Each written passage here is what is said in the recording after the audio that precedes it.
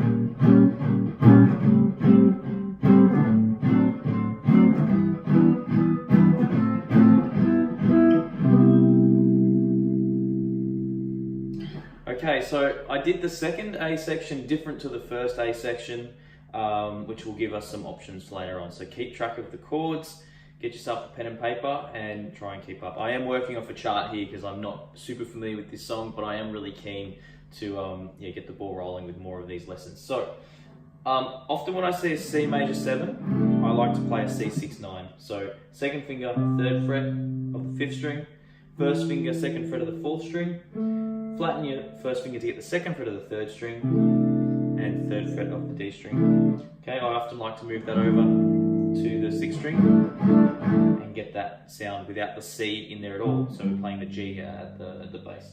Now, if you like, you can do an alternative to this. You could do a regular major 7, which might work well for this tune. Sometimes that's a valid substitution. This will work, sometimes this will work, it just depends. The alternative is a regular major 7, that's 3rd fret on the 5th string, 5th fret on the 4th string, 4th fret on the 3rd string, pink on the 2nd string, okay? And your first finger can get that. Look, I played that a little heavier than I like to, and it was a little bit clumsy because I'm just playing straight off the chart. It was a little bit lax, to be honest, but generally you want to be nice and light with that right hand. Okay, so that was the C major 7, that's for 1 bar. Then we go up to a D7, which I'm playing as a D9, okay? Second finger on the 5th fret of the 5th string, first finger on the 4th fret, that's an F sharp there, so D, F sharp. We've got a C natural there on the 3rd string or 5th fret, and same fret on the 2nd string, but I'm using my pinky.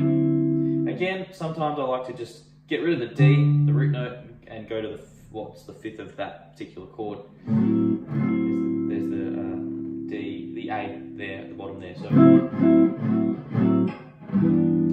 then I like to go to a G6 here. So for a bar, 3rd fret on the 6th string, 2nd fret on the 4th string. We're killing the 5th string, pinky on the 4th fret of the 3rd string. And if you want, you can put your 2nd finger on the 3rd finger on the 2nd fret of the, my 3rd finger on the 3rd fret of the 2nd string, just like that. Okay? If you'd like to play a regular G major 7, which is also an option, you could go 3rd fret on the 6th string, 4th fret on the 4th string, and 4th fret on the 3rd string. So what we've got so far, we could have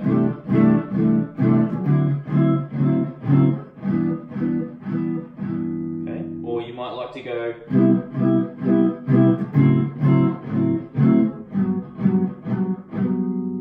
two very valid options. Okay, then we go to the B minor 7 and then the E7, which I play by going 7 on the 6th string, 7 on the 4th string, 7 on the 3rd string.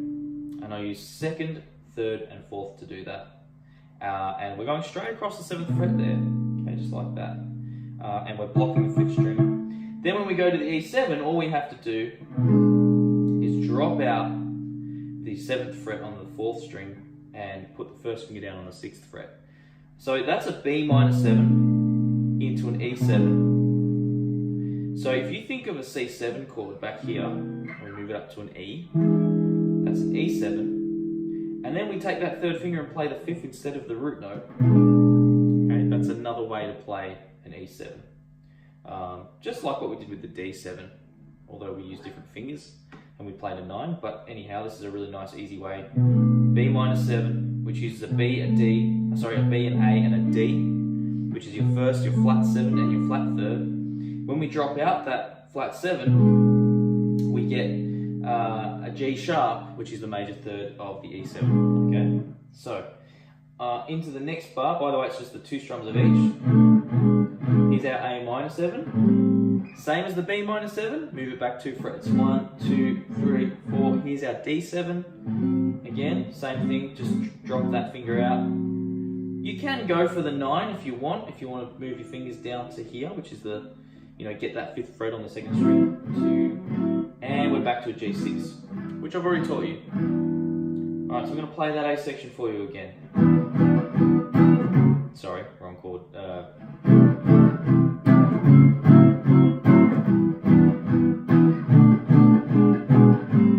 3, 4, 1, 2, 3, 4, 1, 2, 3, 4. Okay, now we're going into a D minor 7 and a G7. We'll just do the nice standard ones. D minor 7, G7, just to loop us back to the start. So that D minor 7, flatten your fingers, your first finger right across the 5th fret from the 5th string, put your 3rd finger on the 7th fret of the 4th string, and your 2nd finger on the 6th fret of the 2nd string. Okay, you might like to bring that 1st finger over and get an extra note.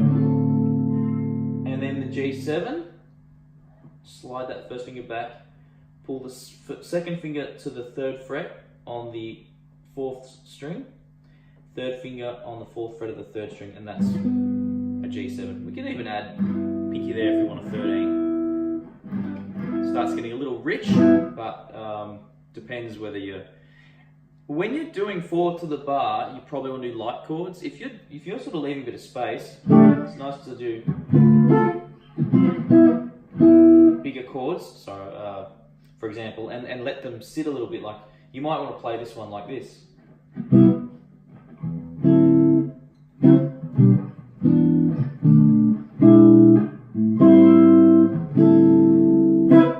So I'm playing more full chords there. We're not going to get into that today, but if you do develop these into bigger chords, that's just a little tip there.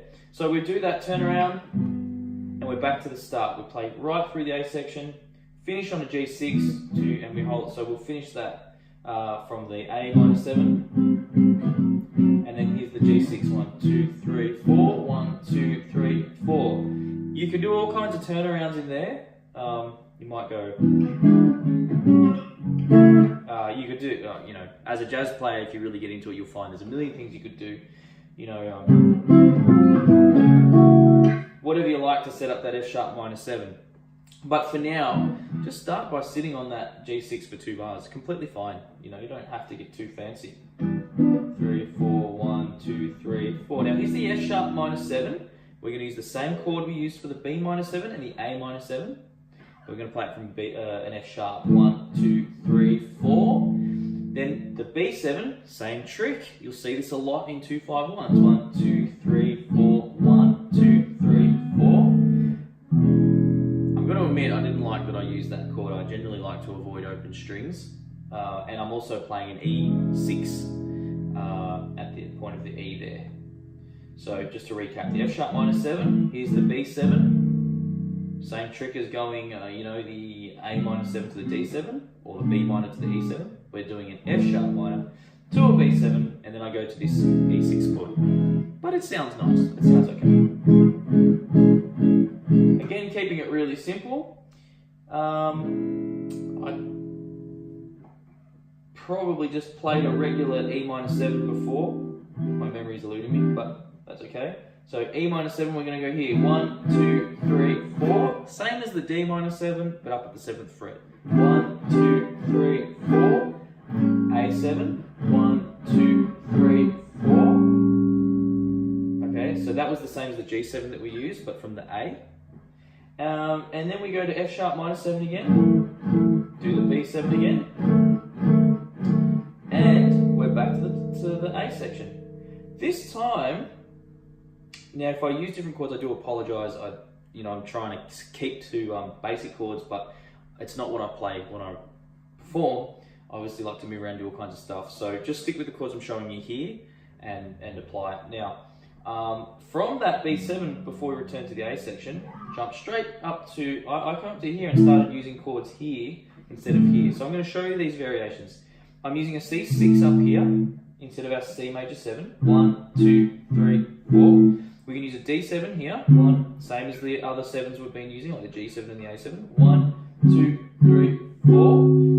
Then we go back to a G major 7. I actually used an inversion, so check this out. This is really useful. You can use this anytime you like. Instead of a G7 or G major 7 or G6, it doesn't really matter.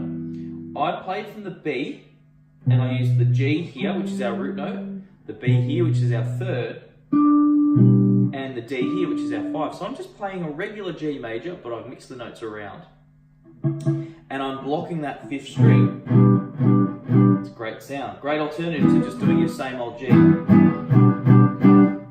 So if I play this A section like this, I love that sound. It's simple, but really nice. So that's our the third bar in the A section, the second A section. Here comes the B minor 7, 1, 2, E7. You already know this. Here's your A minor 7.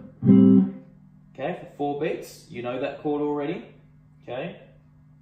Give you a second to think about it. There's that A minor 7. Now we go up to a B flat diminished 7 according to the chart that I've got here. So we're going second finger, first finger, third finger. This is a diminished chord. There's a B flat. Block the 5th string.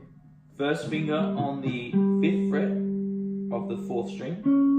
Third finger on the 6th fret of the 3rd string.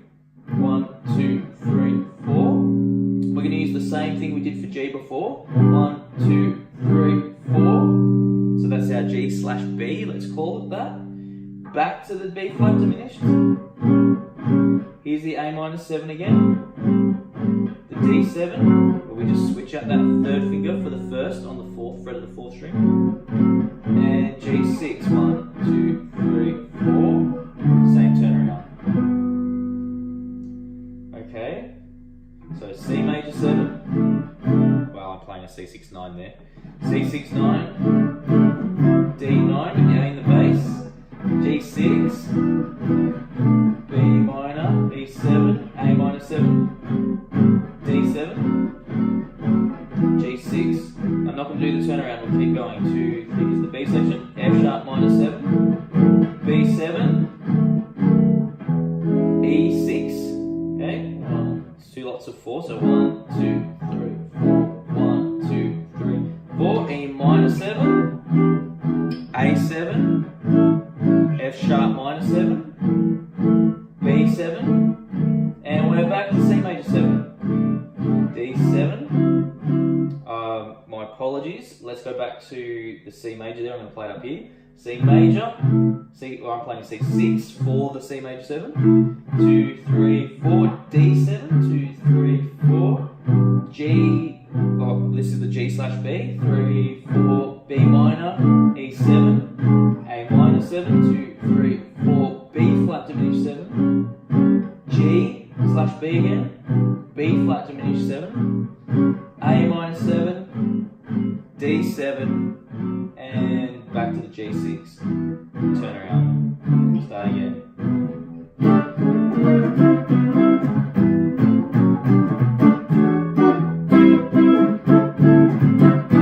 There we go. Okay, that last bit was just me mucking around. But you get the idea. I hope you've learnt something from that. Please give me feedback. Maybe I pay too much attention to comments like you talk too much and I try and smash through it and I'm going too quick, so you can let me know if you feel like that's the case. But more or less you have to remember, stop the video, draw the chord, write down the order of the chords if you need. Get yourself a chart. I've just worked off iReel today. This is not a paid plug for iReel. I wish it was, I use it a lot.